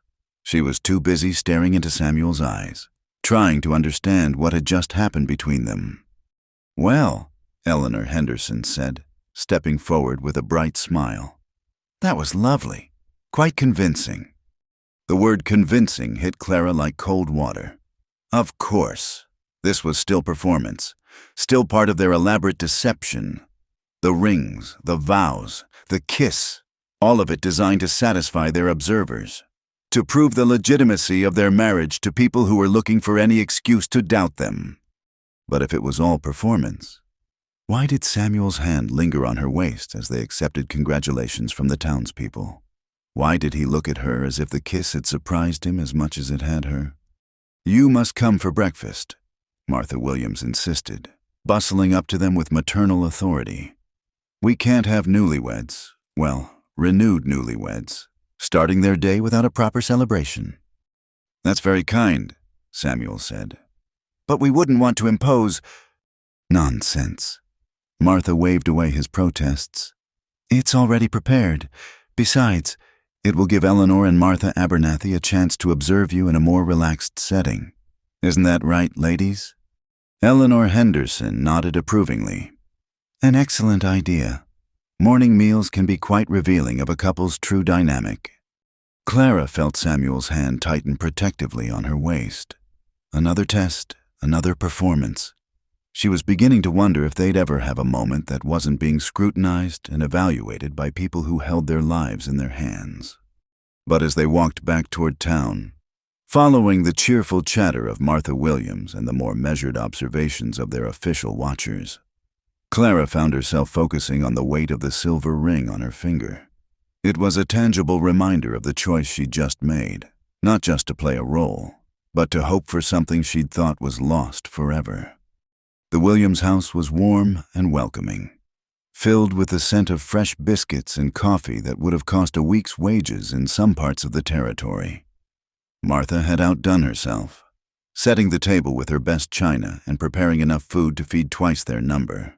Ham, eggs, grits, preserves. Butter so fresh it still bore the marks of the wooden paddle.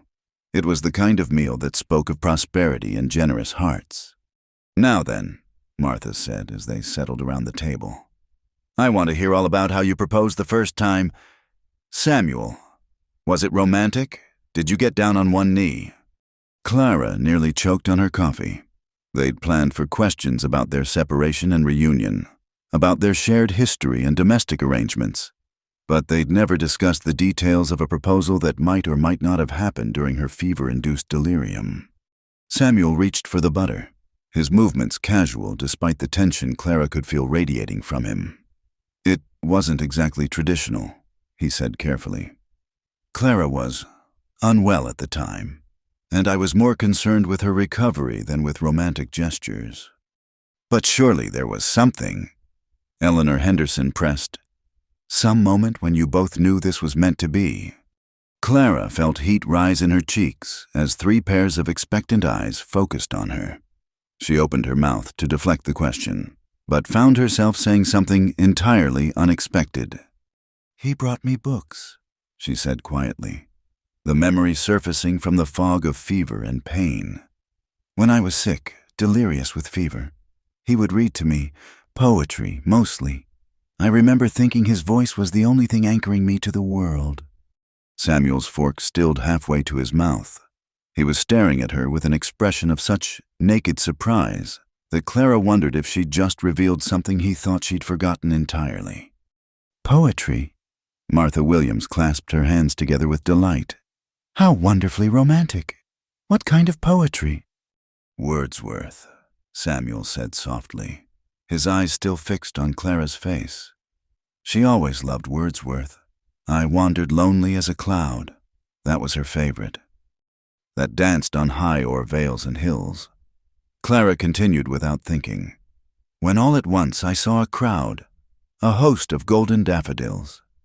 The words hung in the air between them, fragile as spun glass. Clara didn't remember asking for poetry during her illness, didn't remember Samuel reading to her, but she knew those lines, knew the way they flowed together like water over stones. And something deep in her bones recognized the truth of what he was saying. "How beautiful," Martha Williams murmured. "Love expressed through literature. It's like something from a novel." "Real love often is," Pastor Williams observed gently. "Truth and beauty, intertwined so closely that one cannot exist without the other." Martha Abernathy leaned forward, her sharp eyes studying Clara and Samuel with renewed interest. "It's interesting how memory works, isn't it? Sometimes the heart remembers what the mind forgets." "What do you mean?" Eleanor Henderson asked. "Just that some connections run deeper than conscious thought," Martha replied. "I've seen it in couples who've been married for decades. They'll finish each other's sentences, know each other's needs without being asked. It's not something you can fake. Not really." Clara felt the weight of their scrutiny like a physical thing, but she also felt something else, a growing certainty that whatever was happening between her and Samuel ran deeper than convenience or desperation. The memories were returning in fragments, pieces of a past she'd thought was lost forever. And with each recovered moment, she began to understand that their marriage certificate from Carson City might be more than just a convenient lie. "Well," Judge Morrison said, consulting his pocket watch as he prepared to leave, "you've certainly given us all something to think about. 5 more days. Mr. and Mrs. Hayes. 5 more days to prove that what we've witnessed here is genuine." As their guests departed, Clara and Samuel found themselves alone for the first time since the ceremony. The silver ring felt strange on her finger, heavier than something so small should be. She twisted it absently, trying to process everything that had happened in the space of a few hours. "The rings," she said finally. "When did you really have them made?" Samuel was quiet for a long moment, staring out the window at the distant mountains. "The day I found out you'd been arrested," he admitted. "Before I even knew if I could save you, before I knew if you'd want to be saved." Clara felt something crack open in her chest, something that had been frozen for years. "Why?" "Because," Samuel said, turning to face her with eyes that held too much honesty for comfort. "Because I've been married to you in my heart for 3 years. Clara, whether you remembered it or not, whether you wanted it or not, and I thought maybe it was time to make it real." The words hit her like stones thrown into still water, sending ripples through everything she thought she understood about their situation. Outside, the first flowers he'd planted in their garden were beginning to bloom, bright splashes of color against the dark earth. Inside, Clara stood frozen, trying to understand how a marriage born of desperation might actually be a marriage born of love. The silver ring caught the morning light as she lifted her hand to touch her lips, still tingling from their kiss beneath the hanging tree. 5 more days to convince the town that their marriage was real. But increasingly, Clara was beginning to suspect that the person who needed the most convincing was herself. The acrid smell of smoke woke Clara from the deepest sleep she'd known in years. For a moment, she lay still in the darkness, her mind struggling to separate dream from reality. Then Samuel's voice cut through her confusion like a blade. "Clara, get up! The house is on fire!" She bolted upright in the narrow bed, her heart hammering as orange light flickered through the bedroom window. But even as she scrambled for her clothes, some part of her mind registered that the light was wrong, too far away, too contained. Not the house itself burning, but something outside. Samuel burst through the bedroom door, already dressed, his face grim in the dancing firelight. "It's the garden," he said tersely. "Someone's torched the whole plot. Get dressed quickly. They might still be out there." Clara pulled on her dress with shaking fingers, her mind reeling. The garden they'd worked so hard to restore. The wildflowers Samuel had planted with such care. The vegetables that had been thriving under their attention. All of it reduced to smoke and ash by some unknown hand. They rushed outside together, and Clara's breath caught in her throat at the sight that greeted them. What had been their small sanctuary was now a blackened ruin. The carefully tended rows reduced to charred earth and smoldering debris. The wooden stakes that had supported the tomato vines lay scattered like broken bones, and the air was thick with the smell of destruction. But it was what lay beyond the garden that made Clara's blood run cold. Painted across the side of their small shed in crude, angry letters were the words, "Blackwood remembers." Samuel stood frozen beside her, his face pale in the firelight. "Frank Morrison," he whispered, the name falling from his lips like a curse. "Who?" Clara asked, though something cold was already spreading through her chest. "Jake Blackwood's cousin. I thought he was dead, killed in a shootout in Tucson 2 years back. But if he's alive..." Samuel's jaw tightened with grim determination. "Frank always swore he'd avenge Jake's death, said he'd hunt down everyone responsible." Clara stared at the burning remains of their garden, her mind racing. "He thinks I betrayed Jake. He thinks I'm the reason the gang was destroyed." "And he's not entirely wrong," a voice said from the shadows beyond the firelight. They spun around to find a figure emerging from behind the well, a lean man with graying hair and cold eyes that reflected the flames like chips of glass. Frank Morrison stepped into the light, a rifle cradled casually in his arms, his weathered face set in lines of patient hatred. "Been watching you two play house," Frank continued, his voice carrying the lazy drawl of a man who held all the cards. "Quite touching, really. The outlaw's woman and her new protector, pretending to be respectable folk." Samuel stepped slightly in front of Clara, his hand moving instinctively toward his hip before he remembered he wasn't wearing his gun belt. They'd grown comfortable in their domestic routine, forgotten that danger could strike at any moment in a place like Willow Creek. "Frank," Samuel said carefully, his voice steady despite the tension radiating from his frame. "this doesn't concern you. Jake's dead. The gang's finished. Let it lie." Frank's laugh was harsh as winter wind. "Oh, but it does concern me. Samuel, see, Jake was family, and family debts don't die just because the man who owed them is 6 feet under." His cold gaze shifted to Clara. "Especially when the woman who caused his death is standing right here, pretty as you please." "I didn't cause Jake's death," Clara said, her voice stronger than she felt. "You know that. Jake made his own choices, paid his own price." "Maybe," Frank conceded with a shrug. "But you sure didn't mind taking up with the man who led the law right to our door, did you? Samuel here played his part real well, pretending to be your devoted lover while he was really working for the territorial marshal." Clara felt the world tilt beneath her feet. She turned to stare at Samuel, searching his face for denial, for any sign that Frank was lying. But Samuel's expression had gone carefully blank, the look of a man who just had his deepest secret exposed. "Samuel?" she whispered. "It's not what you think," Samuel said quickly, his brown eyes desperate as they met hers. "Yes, I went to the marshal. Yes, I told them about Jake's operation, but not to betray you. Clara, never to betray you." Frank Morrison chuckled darkly. "Oh, this is rich. She doesn't know, does she? Doesn't know that her devoted husband has been playing both sides from the beginning." "Shut up, Frank," Samuel snapped, his composure finally cracking. "Tell her, Samuel," Frank pressed, clearly enjoying the moment. "Tell her how you courted her on the marshal's orders, how your job was to get close to her, learn everything you could about Jake's plans. Tell her how every tender word, every gentle touch, was just part of your assignment."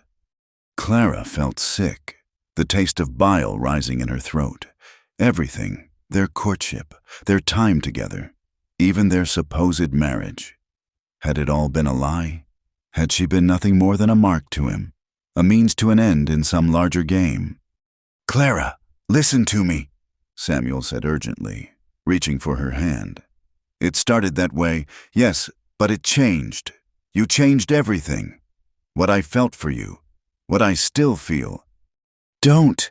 Clara pulled back from his touch, her green eyes blazing with hurt and fury. Don't you dare try to justify this with pretty words about feelings." Frank was grinning now, clearly delighted by the pain he was causing. "Ain't love grand? But I'm afraid this touching reunion is about to come to an end. See, I've got a score to settle with both of you." He raised the rifle, the barrel catching the firelight as it swung toward Clara. But Samuel was already moving, throwing himself sideways to knock Clara out of the line of fire just as Frank's finger tightened on the trigger. The shot rang out across the night, echoing off the surrounding hills like thunder. Samuel grunted as he hit the ground hard, Clara tumbling beneath him. For a moment, the world was nothing but dust and confusion and the ringing in her ears from the gunshot. "Samuel!" Clara struggled to her knees, her hands searching desperately for signs of injury. In the flickering light, she could see blood spreading across his shirt, dark and wet against the pale fabric. "I'm all right," Samuel gasped, though his face was gray with pain. "Just grazed my shoulder, but Clara, you need to run. Get to town. Get help." "How touching," Frank said, working the lever of his rifle to chamber another round. "The devoted husband, willing to die for his lying wife. But running won't help her. Samuel, I can track anyone anywhere, and I've got all the time in the world." Clara's mind raced as she helped Samuel sit up against the side of the house.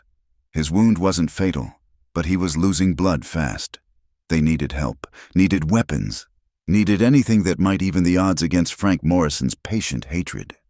Then she remembered the gun. Samuel had been cleaning an old Colt revolver the night before, checking the action and loading fresh cartridges. He'd left it on the kitchen table, within easy reach of the back door, if she could get to it. "Frank," she said, rising slowly to her feet with her hands visible and empty. "You want revenge for Jake? Fine, but this is between you and me. Samuel was just doing his job.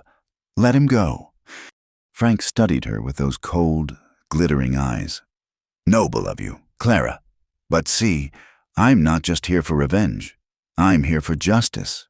And justice means you both pay for what you did to the Blackwood gang." Clara took a careful step toward the house, then another. Frank's rifle tracked her movement, but he seemed content to let her move for now. Perhaps he was enjoying the hunt too much to end it quickly. "You know what the funny thing is?" Frank continued conversationally. "Jake never trusted you. Said there was something too clean about you, too innocent. But he kept you around because you were useful, because men like Samuel couldn't resist trying to save a pretty woman in distress." Another step. The back door was only a few feet away now, the kitchen table just beyond. Clara forced herself to keep her movements slow and non-threatening, even as her heart hammered against her ribs. "But I always knew what you really were," Frank went on. "A weakness, a soft spot that could be exploited. And I was right, wasn't I? Samuel here threw away everything for you.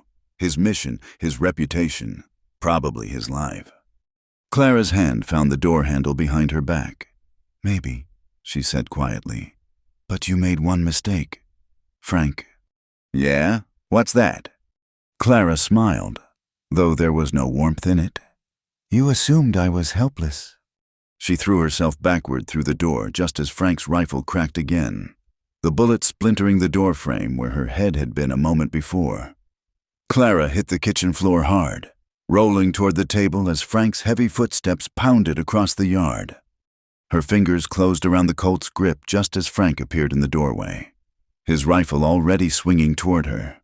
But Clara had learned to shoot long before she'd learned to garden, and desperation made her movements smooth as water.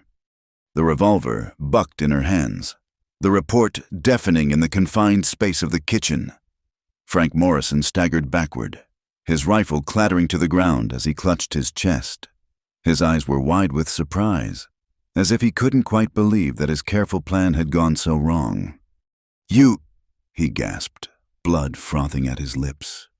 "I was never helpless," Clara said quietly, rising to her feet with the smoking gun still in her hand. "I just let people think I was—" Frank Morrison crumpled to the ground outside the kitchen door, his breathing shallow and labored. Clara stood over him for a moment, watching the life fade from his eyes, feeling nothing but a cold satisfaction that the threat was finally ended. Then Samuel's voice, weak but urgent, called from outside, "Clara! Clara! Are you all right?" She dropped the gun and ran to him, falling to her knees beside where he still sat propped against the house. His face was pale, but his eyes were clear, focused on her with an intensity that made her chest tight. "I thought he'd killed you," Samuel said roughly, his good hand reaching up to touch her face. "When I heard the shots—" "I'm fine," Clara said, catching his hand in both of hers. "But you're bleeding badly. We need to get you to a doctor." Samuel nodded weakly, but his grip on her hand tightened. "Clara, what Frank said about the marshal, about my orders—" "Not now," Clara interrupted, though her voice wasn't as harsh as it had been before. "Right now. I just need you to stay alive. We'll sort out the rest later." As she helped Samuel to his feet, Clara could hear voices in the distance, townspeople drawn by the sound of gunfire. Soon the area would be crawling with questions and accusations, with people demanding to know what had happened and why. But for now, in the smoky darkness with the ruins of their gardens smoldering around them, there was only this: two people who had saved each other's lives, who had faced death together and emerged bloodied but unbroken. The truth about Samuel's original motives would have to be dealt with eventually. The lies and deceptions that had brought them together would need to be unraveled and examined. But as Clara supported Samuel's weight and guided him toward the approaching lights of help, she found herself thinking about the way he'd thrown himself in front of Frank's rifle without hesitation. Whatever Samuel's reasons for seeking her out originally, whatever orders he might have followed or abandoned, he'd been willing to die for her tonight, and she'd been willing to kill for him. Perhaps, in the violent arithmetic of the frontier, that counted for something. Perhaps it counted for everything. The silver ring on her finger caught the last light from the dying fire as she held Samuel steady. And Clara found herself wondering if marriages forged in deception and tempered by violence might prove stronger than those built on easier foundations. In the distance, Pastor Williams's voice called out through the darkness, offering help and sanctuary, but Clara barely heard him. She was too busy listening to Samuel's steady breathing, too busy feeling grateful that they'd both lived to see another dawn. For 3 days, Samuel Hayes lay still as death in the narrow bed of the Hendricks house, his breathing so shallow that Clara found herself holding her breath just to hear it. The bullet had done more damage than they'd first realized, not just tearing through muscle and sinew, but shattering bone and nicking something vital that made him burn with fever and drift in and out of consciousness like a ship lost in fog. Dr. Benjamin Warren had ridden hard from the next county over, arriving at dawn with his black bag and grim expression. He was a man who'd seen too much frontier violence, who'd learned to read the signs of wounds that would heal and those that wouldn't. After examining Samuel, he'd pulled Clara aside with the careful manner of someone delivering bad news. "The bullet's out," he'd said quietly, washing blood from his hands in a basin of water that turned pink with each rinse.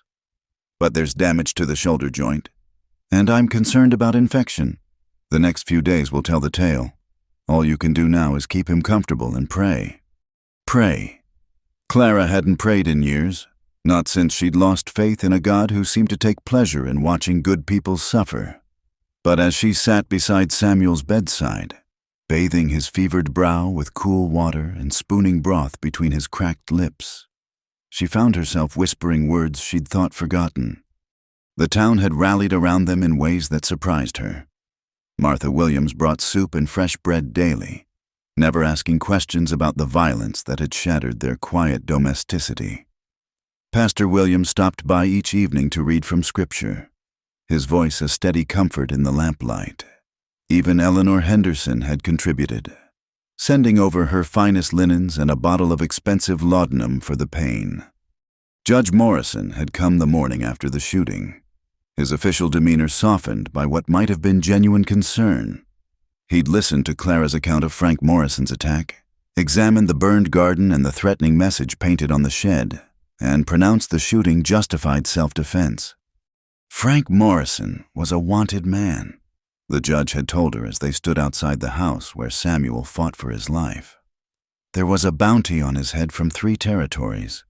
What you did was legal, Mrs. Hayes. More than legal, it was necessary. Mrs. Hayes.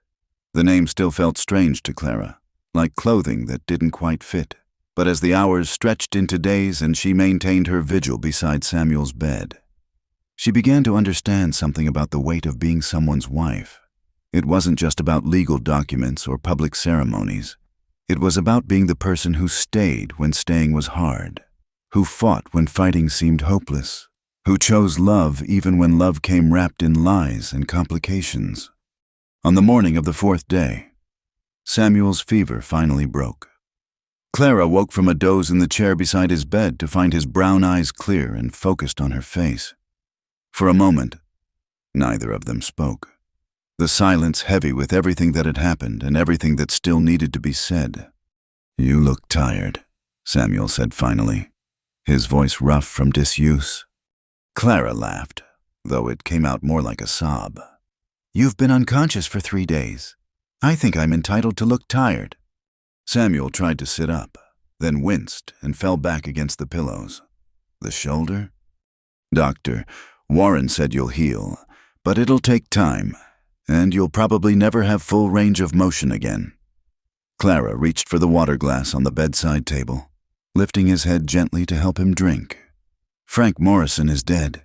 Judge Morrison ruled it justifiable homicide." Samuel nodded slowly, processing this information. "And us, are we still—" He gestured weakly at the room, at their shared living space. "The week isn't over yet," Clara said carefully. "But after what happened, after you nearly died protecting me, I don't think anyone in town doubts that our marriage is real." "Is it?" Samuel asked quietly. "Real, I mean—" Clara set down the water glass and studied his face, looking for any sign of the deception Frank Morrison had accused him of. "I don't know," she admitted. "Frank said things about you, about why you approached me originally. Are they true?" Samuel closed his eyes, and for a moment Clara thought he might pretend to fall asleep rather than answer. But when he opened them again, they held the kind of honesty that cut like a blade. "Yes," he said simply. "Marshall Thompson asked me to get close to you, to learn what I could about Jake's operation. You were new to the gang, an outsider, and he thought you might be willing to cooperate if approached the right way." The words hit Clara like stones, each one confirming her worst fears about their relationship. "So everything between us was a lie." "At first," Samuel admitted. "But Clara, you have to understand, within a week of meeting you, I knew I couldn't go through with it. You weren't what I expected. You weren't some hardened criminal looking for easy money. You were—" He paused, struggling for words. "You were brave and kind and so damn beautiful it hurt to look at you. And you were trapped, just like I was, in circumstances neither of us had chosen." Clara felt tears threatening and blinked them back angrily. "So you decided to play the long game instead? Make me fall in love with you so you could betray me more thoroughly?" "No." Samuel's voice was firm despite his weakness. "I told Marshall Thompson I couldn't do it. Told him to find another way to get his information. That's when he threatened to have me arrested as an accomplice if I didn't cooperate. And I told him to go to hell." Samuel managed a weak smile. "Cost me my job with the freight company. Thompson made sure of that. But I'd rather be unemployed than use your feelings against you." Clara stared at him, trying to process this new version of events. "Then why did you leave me with Jake that night? If you cared so much, why did you ride away?" Samuel's expression grew pained, and not just from his physical injuries. "Because I was a coward. Because when Jake said he wanted to talk to you alone, when he made it clear that I wasn't welcome at that meeting, I should have fought for you, should have refused to leave your side. Instead, I convinced myself that riding for help was the noble thing to do." "You did ride for help," Clara said quietly. "You told me that already. Too little, too late." Samuel's voice was heavy with old regret. By the time I got back with a posse, Jake had already set his trap, already positioned you to take the blame for his crimes, and you were gone, disappeared into the wilderness with every lawman in the territory hunting you. Clara rose from her chair and moved to the window, staring out at the ruins of their garden. In the daylight, the damage looked even worse. Not just the burned plants, but the broken dreams they represented, the hope of building something together, of creating a life based on honesty and shared purpose. I spent 3 years looking for you. Samuel continued from the bed, following rumors, chasing leads, always one step behind. When I finally tracked you to Willow Creek, you'd already been arrested, already condemned. I had maybe an hour to come up with a plan that might save your life. So you produced a marriage certificate. So I produced our marriage certificate, Samuel corrected gently. The one from Carson City, when you were delirious with fever. I know you don't remember it clearly, but it happened. Clara, Pastor Morrison married us in that little room above the general store, with Mrs. Chen as witness. You wore your blue dress and carried wildflowers, and you cried when you said your vows. Clara turned back to face him, searching his eyes for any sign of deception. I remember fragments, pieces, but I thought they were fever dreams. The fever made everything strange, but it didn't make it false. Samuel struggled to sit up higher against his pillows. You said you wanted to be respectable, wanted to have a real name and a real life. So I gave you mine, gave you my name, my protection, such as it was. And when the fever broke, Samuel's expression grew sad. When the fever broke, you looked at me like a stranger, like the woman who'd wanted to be my wife had died and been replaced by someone harder, more distant. I thought maybe it was better that way. Maybe it would be easier for both of us if you didn't remember making promises you might regret. Clara felt something shift inside her chest, some long-frozen part of her heart beginning to thaw. So you let me believe it never happened. I let you believe what you needed to believe to survive. Samuel reached out his good hand toward her, and after a moment's hesitation, she took it. But Clara, I never stopped being your husband. Not in my heart. Even when you rode away with Jake's gang, even when the whole territory thought you were a criminal, I never stopped believing in the woman I married. The tears Clara had been fighting finally broke free, streaming down her cheeks as 3 years of pain and confusion began to make sense. Why didn't you tell me this before, when you first claimed me as your wife? Because I was afraid, Samuel admitted. Afraid you'd reject me if you knew the whole truth. Afraid you'd rather hang than be married to a man who'd failed you so completely. Clara squeezed his hand gently, feeling the calluses on his palm, the strength that remained even in his weakened state. And now I'm still afraid, Samuel said honestly. But I'm more afraid of losing you again, more afraid of living with lies between us than living with the truth, however painful it might be. Clara moved back to the chair beside his bed, but this time she pulled it closer, close enough that she could rest her forehead against their joined hands. The things Frank said about your orders, about courting me for information, were true at the beginning, Samuel finished. But everything that came after, everything that mattered, was real.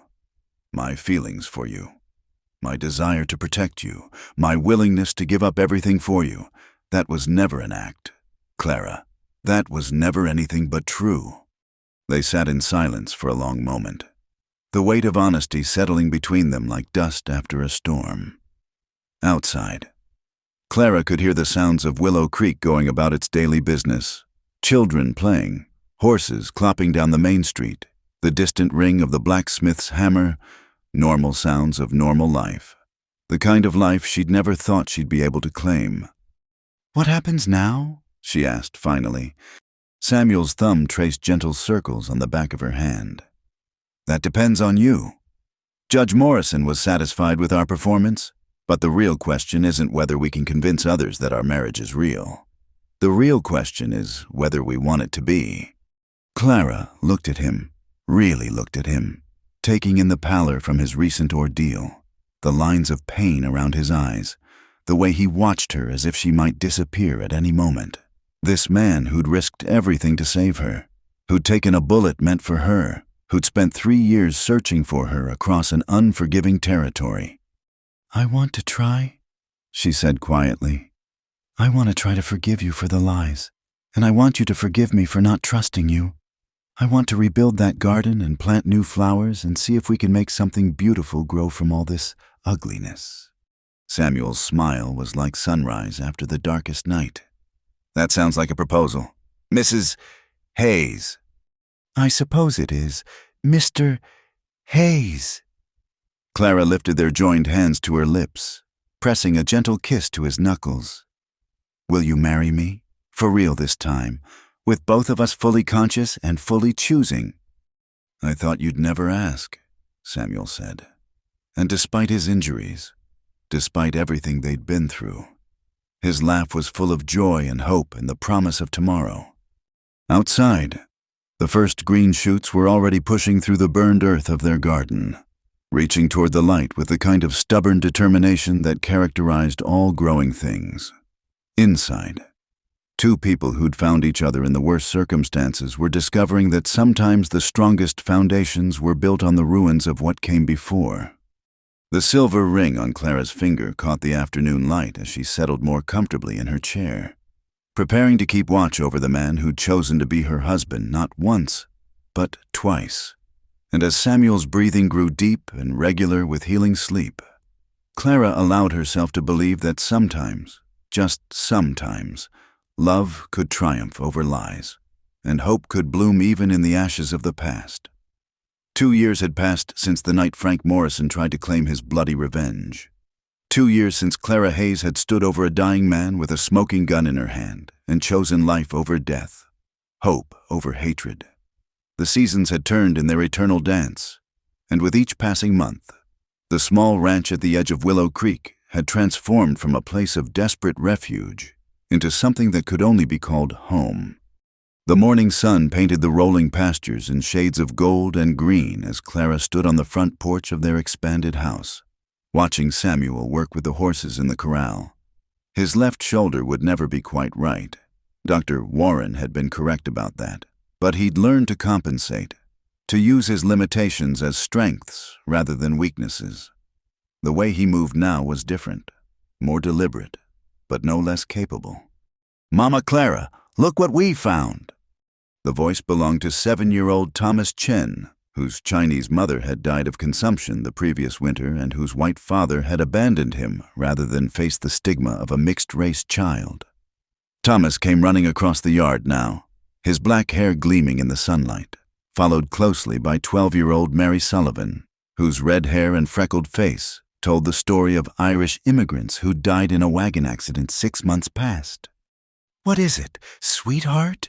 Clara asked, crouching down to Thomas's level as he skidded to a stop in front of her, his small hands cupped protectively around something precious. "A baby bird," Mary said breathlessly, her green eyes bright with excitement and concern. "It fell from its nest in the oak tree. We think its wing is hurt." Thomas carefully opened his hands to reveal a tiny sparrow, its feathers still downy with youth, one wing hanging at an odd angle. The bird's dark eyes were bright but frightened, its small body trembling with shock and pain. "Oh, poor little thing," Clara murmured, gently taking the injured creature from Thomas's hands. "You were right to bring him to me. Let's see what we can do." As they walked toward the house, more children emerged from various corners of the ranch. There was 16-year-old James Morrison, no relation to the Frank Morrison who'd tried to destroy their peace, whose parents had died in an Indian raid. 14-year-old Sarah Beth Williams, Pastor Williams's niece, who'd come to them after her aunt and uncle realized they couldn't provide for another mouth to feed. And 8-year-old Daniel Murphy, whose Irish accent still colored his words despite 2 years of Clara's patient tutoring. "Is the bird gonna be all right?" Daniel asked, his blue eyes wide with worry. "I don't know yet," Clara said honestly. settling at the kitchen table with the bird cradled gently in her hands. But we're going to try our best to help him. Mary, could you fetch me some of those soft rags from the sewing basket? And Thomas, I need a small bowl of water. The children scattered to help, their faces serious with the kind of responsibility that came from understanding that sometimes small acts of kindness were the most important things in the world. Clara had learned, over the past 2 years, that children who'd known loss and abandonment had an innate understanding of what it meant to rescue and nurture the broken. Samuel appeared in the kitchen doorway, his hat in his hands and dust on his clothes from the morning's work. "Emergency surgery?" he asked with a gentle smile, taking in the scene of Clara and the children gathered around the injured bird. "Wings broken," Clara said, examining the delicate bones with careful fingers. "But I think we can splint it. Will you help me?" "Of course." Samuel washed his hands at the basin and joined them at the table, his presence immediately calming both the bird and the children. Over the years, he'd become as skilled as Clara at these small acts of mercy, setting broken wings, nursing orphaned animals back to health, teaching children that every life had value regardless of how small or seemingly insignificant.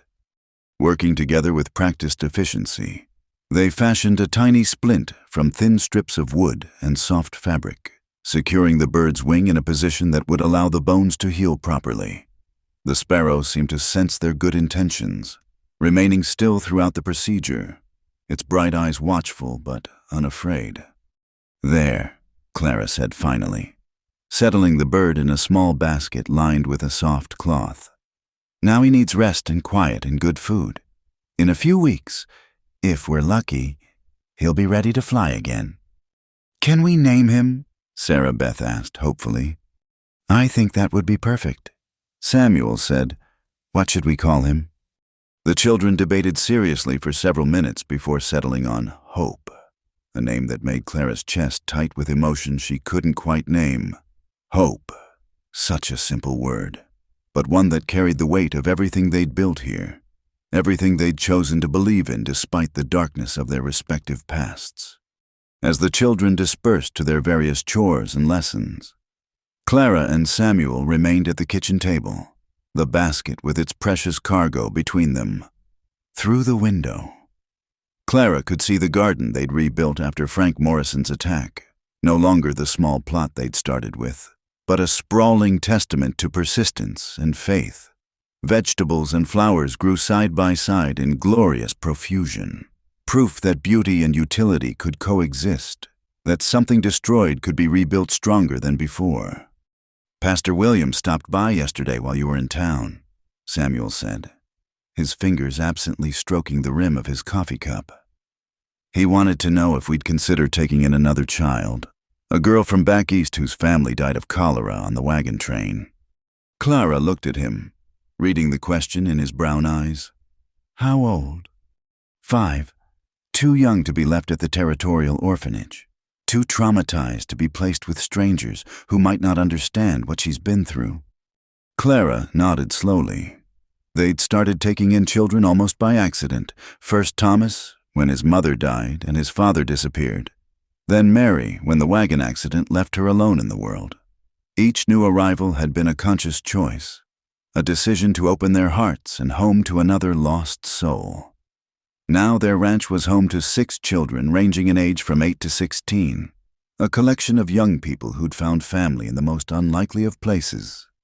"What do you think?" Samuel asked. "I think," Clara said carefully, "that this house has never felt too full. I think there's always room for one more child who needs to know that the world isn't entirely cruel." Samuel's smile was warm as summer sunshine. "I was hoping you'd say that." The afternoon passed in the comfortable rhythm that had become their life. Samuel working with the older boys to repair a section of fence, the girls helping Clara with the washing and mending. Little Thomas assigned to watch over Hope the sparrow with the seriousness of a seasoned physician. It was ordinary work, the kind of daily tasks that most people took for granted, but Clara had learned to treasure these moments of peaceful productivity. As evening approached, The family gathered around the dining table they'd built from oak planks Samuel had milled himself. The table was large enough to seat 10 comfortably, and Clara never failed to marvel at how it looked completely full despite accommodating so many. The children chattered about their day's adventures, Sarah Beth's success with the arithmetic lesson Clara had assigned, James's progress training the new colt, Daniel's discovery of a family of rabbits in the back pasture. "Tell us about the letters, Mama Clara," Mary said as they finished their meal of fried chicken and fresh vegetables from the garden. "The ones from other territories." Clara exchanged a glance with Samuel. Over the past year, word of their unconventional family had spread throughout the frontier territories. They'd begun receiving letters from other communities, other families and individuals who'd heard about the ranch where unwanted children found homes and second chances. Some letters came from officials seeking placements for orphaned children. Others came from young people themselves, teenagers who'd aged out of territorial orphanages and needed somewhere to go, somewhere to learn skills that would help them build independent lives. "Well," Clara said, pulling a bundle of correspondence from the sideboard, "we received 3 new letters this week. One from a territorial judge in Colorado who has twin boys whose parents died in a mining accident. Another from a woman in New Mexico whose husband died, leaving her with 4 children she can't support alone." "Are we going to help them?" Thomas asked, his dark eyes serious. "We're going to try," Samuel said. "But we need to be practical too. We can't save everyone, much as we might want to. But we can save some," Sarah Beth pointed out with the clear logic of youth. "And if everyone saved some, then maybe everyone would be saved." Clara felt that familiar tightness in her chest, the overwhelming pride and love she felt for these children who'd learned to think beyond their own needs, who understood that healing from their own wounds meant helping others heal from theirs. After the children had gone to bed, Clara and Samuel sat on the front porch in the comfortable silence of 2 people who'd learned to be truly at peace with each other. The evening air was soft and warm, filled with the sounds of crickets and the distant lowing of cattle. Above them, stars scattered across the sky like diamonds on black velvet, and the moon cast everything in silver light. "Do you ever think about what might have been?" Clara asked quietly. "If we'd met under different circumstances, if we'd had a normal courtship and marriage?" Samuel considered this for a moment, his hand finding hers on the porch swing's wooden arm. "I used to," he admitted.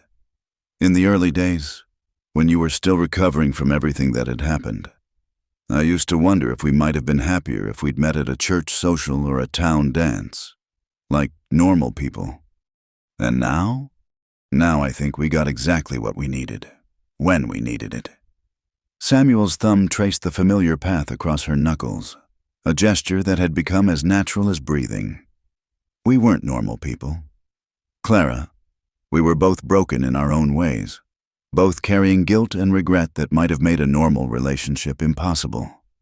Maybe we needed the extreme circumstances, the life and death stakes, to break through all the walls we'd built around our hearts."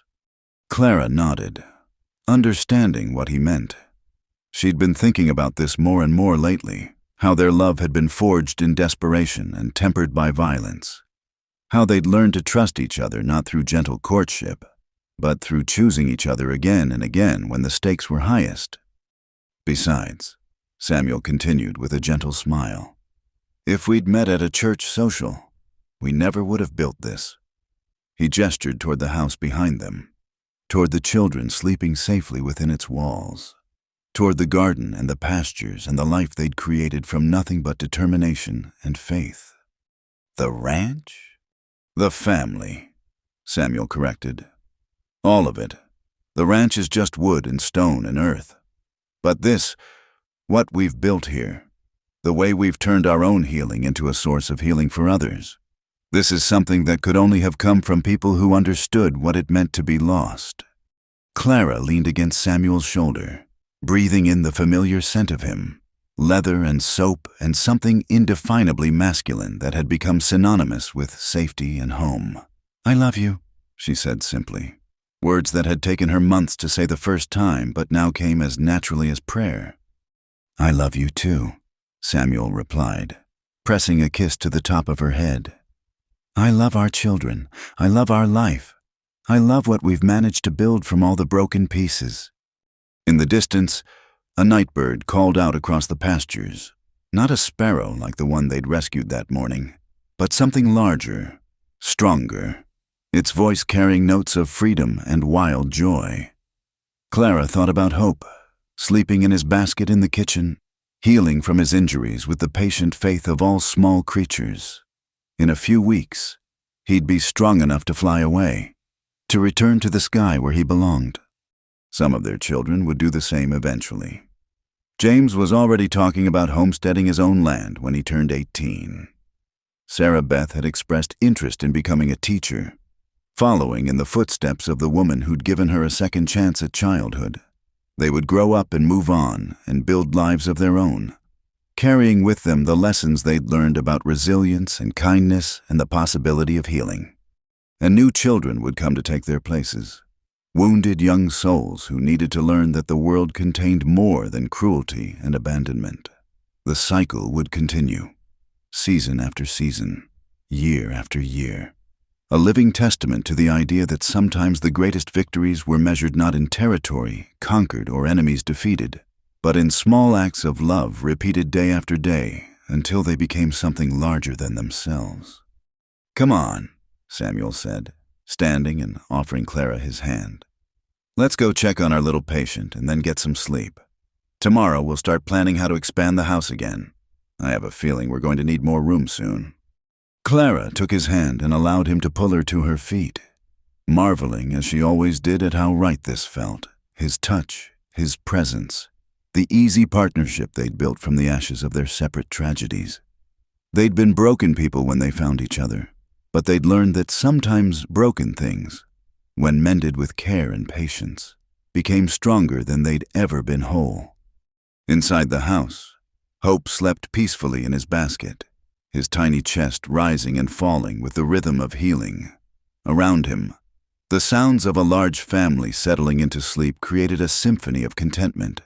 Creaking floorboards, whispered good nights, the soft breathing of children who went to bed each night secure in the knowledge that they were wanted and loved and safe. Clara adjusted the soft cloth around the sparrow and smiled. Tomorrow there would be new challenges, new children who needed homes, new opportunities to choose healing over hatred. But tonight, there was only this: the weight of Samuel's arm around her shoulders as they climbed the stairs to their bedroom, the silver ring on her finger catching the moonlight, and the quiet satisfaction of knowing that love, real love, tested by fire and proven by time, could indeed triumph over the worst that life had to offer. The little sparrow named Hope would fly again, just as they all had learned to fly again after having their wings broken by circumstances beyond their control.